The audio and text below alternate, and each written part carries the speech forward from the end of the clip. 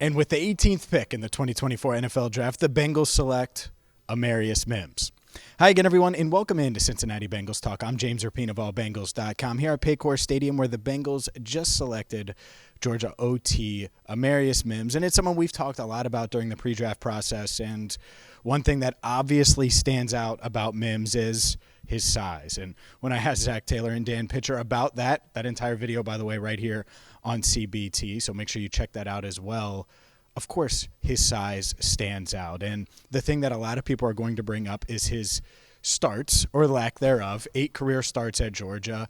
And the Bengals comfortable with that, comfortable with the fact that what they did see in those 8 starts, what they did see from him in pass protection, is exactly what you would want to see from a 21-year-old who's 6'7", has great arm length, all of the measurables you look for, and someone that they are banking on to protect Joe Burrow long term. Let's be honest here. The Bengals, they are a pass-first team. They want to throw the ball. And when they look at Amarius Mims, they see someone that checks all of the boxes they're looking for in a pass protector. And the nice thing about it, they have Trent Brown. They have Orlando Brown Jr. And so you have someone in Amarius Mims that you can develop behind those 2 veterans. He can learn behind those 2 guys and contribute maybe in the near future. Zach Taylor did say that he will play both left and right tackle, was asked about potentially playing guard and didn't want to say one way or another there. Here's what we do know. They really like everything about Mims, from obviously the athleticism, obviously the way he moves on tape, his pass protection, but also the meetings and the football character and all of those things that they value, that they have valued. And of those 8 starts, because a lot of people are going to say 8 starts, and that means he's inexperienced, but they don't think he's a raw player. They don't think he needs a ton of development where he's a project. And I think a lot of people are going to throw out the word project.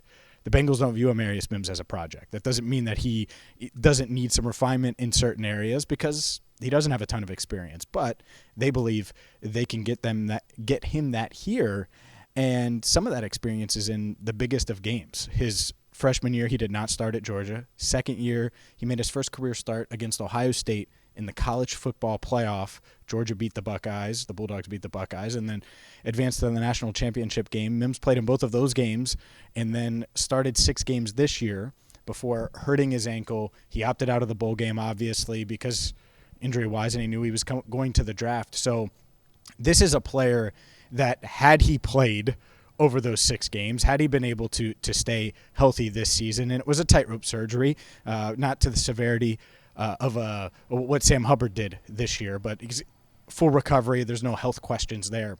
But had he played those games, they think he would have been picked much, much earlier. And I think that's where I've been during the pre-draft process on Mims, is his ceiling is so high. He has a chance to be the number 1 tackle in this class. And the Bengals are getting him with the 18th pick, not the 5th pick.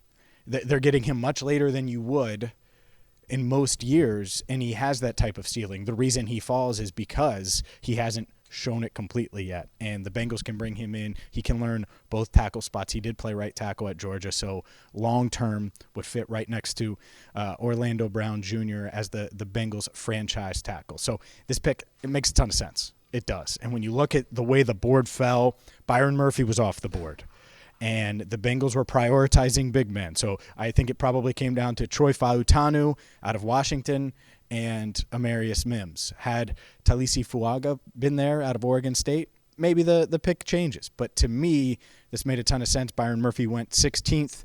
Could have been interesting if he made it to 18. He goes 16 to Seattle. And so the Bengals clearly comfortable taking Amarius Mims. And, of course, there's risk. There's no doubt about it. There is risk. But I was thinking about this earlier today.